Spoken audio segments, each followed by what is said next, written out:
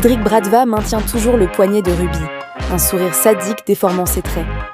Mais son expression change brusquement lorsqu'il entend un vacarme de pas précipités venant de 3 directions différentes. En moins d'1 minute, ils sont là. Drago déboule le premier, sa baguette pointée directement sur la gorge de Cédric, ses yeux gris injectés de sang. « Lâche-la ! Maintenant !» siffle-t-il d'une voix qui n'a plus rien d'humain. Harry et Ron arrivent par l'autre couloir, essoufflés mais le regard sombre, tandis qu'Hermione ferme la marche, les sourcils froncés par une concentration intense. « On a tout senti, Bradva », lance Harry, s'avançant aux côtés de Drago. « Chaque once de douleur que tu lui infliges, on la reçoit, et on va te la rendre au centuple. » Cédric lâche le poignet de Ruby, surpris par la rapidité et la coordination de leur arrivée. « Impressionnant !» ricane-t-il, ses yeux rouges balayant le groupe. Une meute de loups protégeant leurs petites brebis argentées. Mais vous ne comprenez pas, plus vous êtes proches, plus il est plus facile pour moi de vous détruire tous d'un coup. Il lève sa baguette, mais avant qu'il ne puisse prononcer une incantation, Ruby se redresse. Elle ne tremble plus. Elle sent la force de Drago, le courage de Harry, l'intelligence d'Hermione et la loyauté de Ron couler en elle à travers la cicatrice argentée. « Tu es seul, Cédric » dit Ruby d'une voix calme et profonde. « Tu as la puissance des Bradva, mais tu n'as personne. » Inconsciemment, le groupe forme un demi-cercle autour de Ruby. Une aura argentée commence à émaner non seulement de Ruby, mais aussi des poignets de ses 4 amis.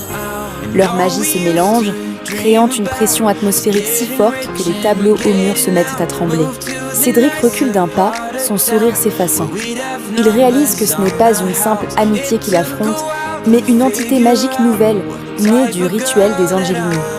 C'est alors que Tom apparaît en haut de l'escalier, observant la scène avec une fierté sombre. « Cédric, si j'étais toi, je partirais avant qu'ils ne réalisent qu'ils peuvent tout te réduire en cendres sans même prononcer un sort. Le lien est plus fort que la prophétie, et Père va être très mécontent d'apprendre que tu as échoué à les diviser. » Cédric range sa baguette avec une élégance forcée, mais ses yeux rouges fixent Ruby une dernière fois. « Ce n'est que le début, Ruby. La terre et l'âme. Tu finiras par choisir l'un ou l'autre. » Il disparaît dans les ombres, laissant le groupe tremblant, mais victorieux. Lucius Malfoy n'est pas un homme qui agit par impulsion. Il préfère le poison lent et les jeux psychologiques. En apprenant l'existence du lien magique et de la marque argentée sur le poignet de son fils, il décide de frapper là où Ruby est la plus vulnérable. Son sens des convenances et son amour pour Drago. Un matin, une magnifique chouette grand-duc dépose une lettre scellée à la cire verte sur l'assiette de Ruby. L'invitation est rédigée d'une écriture calligraphiée parfaite. Un dîner formel au manoir Malfoy pour discuter des alliances futures entre nos 2 lignées. Dans la salle commune de Serpentard, Drago est livide. C'est un piège, Ruby. Mon père veut voir de près ce que tu es. Rogue s'approche de Ruby avant son départ. Miss Angelini, portez ce collier. Il lui tend un pendentif en argent avec une pierre de lune noire. Il agira comme un brouilleur. Lucius tentera d'utiliser la légilimancie. Le manoir Malfoy est immense et intimidant. À table, Lucius observe Ruby avec une curiosité clinique. « Alors, vous êtes la fameuse Ruby Angelini. La rumeur dit que vous avez lié votre destin à des traîtres, à leur sang et à un sang mêlé célèbre. » Il plante ses yeux froids dans ceux de Ruby. Savez-vous ce qu'il arrive aux lignées qui se mélangent à la boue ? Elles s'éteignent. Soudain, Lucius sort sa baguette et fait apparaître une goutte de sang sur le poignet de Drago, là où se trouve la marque. Instantanément, à Poudlard, Harry, Ron et Hermione s'effondrent de douleur dans la salle commune, attirant l'attention de tout le monde. Ruby ressent leur agonie à travers le lien. Ses yeux hétérochromes se mettent à briller d'un éclat argenté menaçant. « Monsieur Malfoy » dit Ruby d'une voix calme mais chargée d'une puissance qui fait trembler les verres de cristal sur la table. « Vous touchez à mon sang, mais vous oubliez que je suis une Angelini. Ma famille n'attend pas que l'on vienne la chercher. Elle détruit ce qui l'entrave. » La marque sur son cou s'illumine. Lucius recule, surpris par la férocité de la jeune fille. Ce n'est plus une élève de 14 ans qu'il a devant lui. C'est l'héritière de la mafia sorcière. Narcissa Malfoy n'a jamais été une femme de violence, mais elle est une femme de dévotion. En voyant le visage de Drago se crisper de douleur et la marque argentée sur son poignet palpiter violemment sous les assauts de Lucius, quelque chose se brise dans son obéissance froide. La salle à manger du manoir Malfoy est saturée d'une électricité statique. Lucius, la baguette toujours levée, semble fasciné par la réaction de la marque. « Regarde Narcissa !» s'exclame-t-il avec une curiosité cruelle. « La magie des Angelini est une mine d'or. Si nous pouvons contrôler ce lien, les Malfoy ne seront plus jamais les serviteurs de personne. » Narcissa se lève avec une élégance glaciale. Elle ne regarde pas son mari, mais Ruby, dont l'aura argentée menace de faire exploser les lustres de cristal. « Lucius, cela suffit, » dit-elle d'une voix basse et tranchante. « Écarte-toi, Narcissa, c'est pour le futur de notre nom. » « Le futur de notre nom ne vaut rien si notre fils est torturé dans sa propre maison, » réplique-t-elle. D'un mouvement rapide qu'on ne lui connaissait pas, elle sort sa baguette et lance un puissant Expelliarmus, qui projette la baguette de Lucius à l'autre bout de la pièce. Lucius est pétrifié de choc. Sa propre femme vient de le désarmer. Narcissa se précipite vers Ruby et Drago. Elle attrape le bras de Ruby et y plaque un vieux médaillon de famille. C'est un porte-au-loin illégal. Il vous ramènera directement aux limites de Poudlard, près de la cabane de Hagrid. Elle regarde Drago, les larmes aux yeux. « Pars, mon fils, ne reviens pas avant que cette tempête soit passée. »« Mère, viens avec nous !» s'écrie Drago, terrifié par ce que Lucius pourrait lui faire. « Je dois rester pour le retenir !» murmure-t-elle en jetant un regard vers Lucius qui se relève, furieux. « Allez-y !» Dans un tourbillon de sensations désagréables, Ruby et Drago sont aspirés par le porte-au-loin. Ils atterrissent brutalement dans l'herbe humide de Poudlard, sous une pluie battante.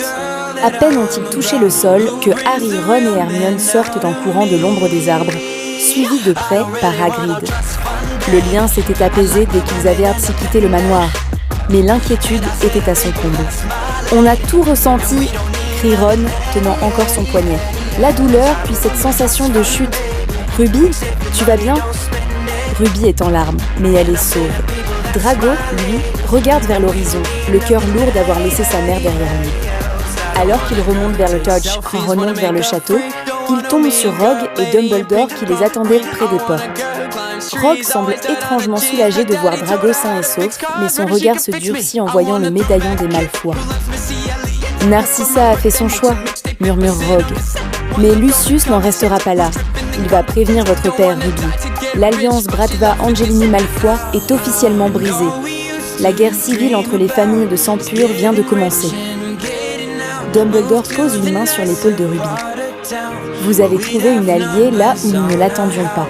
Mais préparez-vous, Miss Angelini, car Cédric Bratva va maintenant utiliser cette faille pour frapper plus fort. La situation devient critique. La trahison de Narcissa a déclenché une réaction en chaîne. Le secret de la prophétie d'argent ne peut plus être contenu. Le lendemain de la fuite du manoir, une chouette noire, non identifiée, dépose une enveloppe parfumée à l'iris sur les genoux de Ruby. C'est une lettre de Narcissa.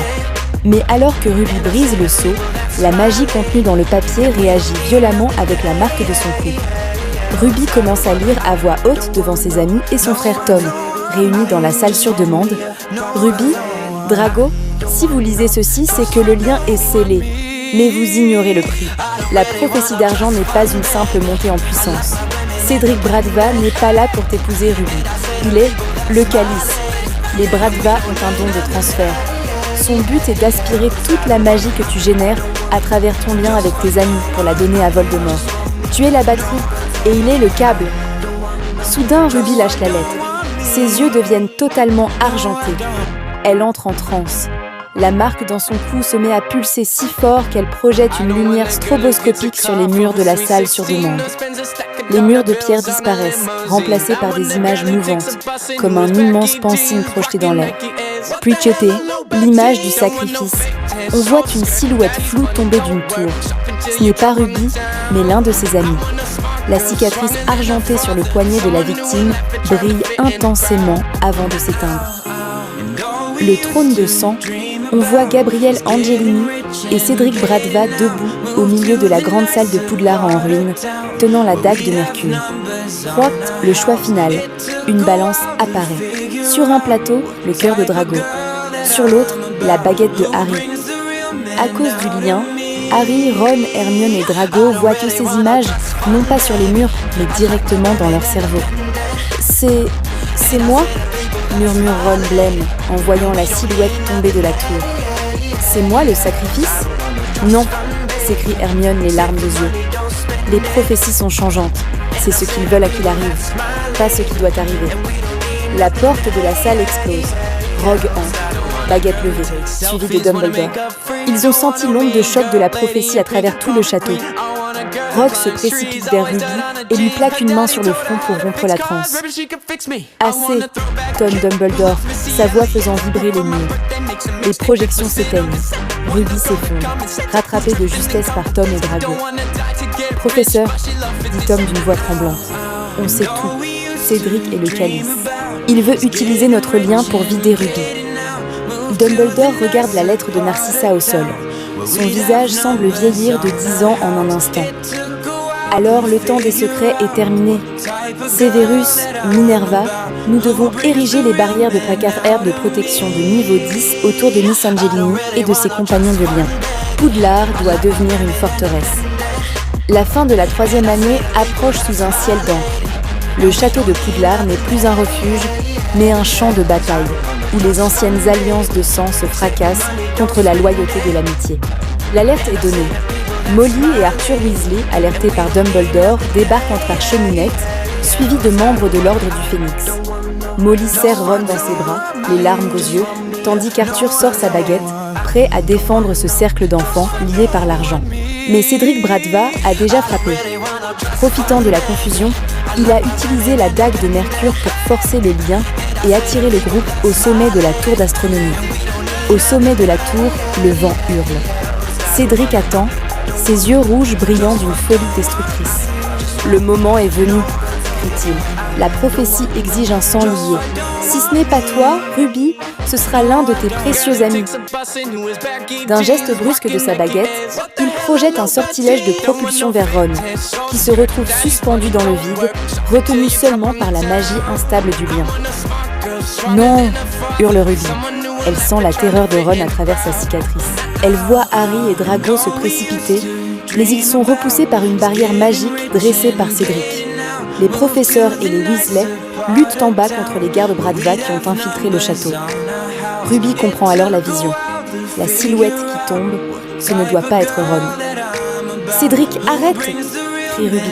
« C'est moi que tu veux. C'est ma magie que le calice doit aspirer. Laisse-le !» Elle se tourne vers ses amis, ses yeux hétérochromes baignés de larmes. « Je vous aime.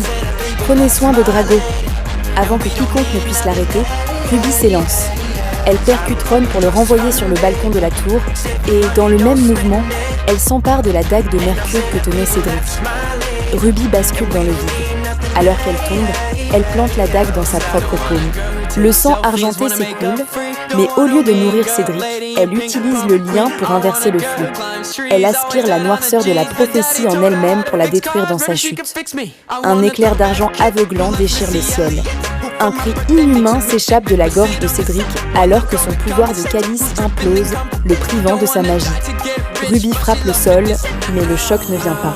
À quelques centimètres de la terre, une multitude de mèches argentées s'échappent de ses cheveux et s'entrelacent pour former un cocon protecteur. La magie de ses ancêtres, touchée par l'acte de sacrifice pur, a muté. Elle n'est plus une arme de destruction, mais un bouclier. Ruby se réveille à l'infirmerie 3 jours plus tard. Elle est entourée. Drago lui tient la main, son visage marqué par les nuits sans sommeil. Harry, Ron et Hermione sont là, ainsi que Tom. La marque dans son cou ne brûle plus. Elle est devenue blanche comme une cicatrice de lumière. « Tu as réussi », murmure Drago en embrassant son front. « Tu as brisé le cycle. Cédric a été renvoyé en Italie, privé de ses pouvoirs. » Mais le silence de Rogue et de Dumbledore au fond de la pièce en dit long. Ils savent que si la 3e année se termine sur un miracle, le prix à payer arrive. Une lettre officielle arrive sur le lit de Ruby. Ce n'est pas une invitation, c'est un ordre. Gabrielle Angelini n'a pas dit son dernier mot. Pour la 4e année, un tournoi légendaire est annoncé, le tournoi des 3 sorciers. Et une 4e école, l'Académie de la Mafia sorcière de Palerme, a été invitée à titre exceptionnel. Ruby regarde ses amis. Le lien est toujours là, plus solide que jamais. Mais elle sait que l'année prochaine, elle ne se battra pas seulement pour sa vie, mais pour l'âme même du monde sorcier.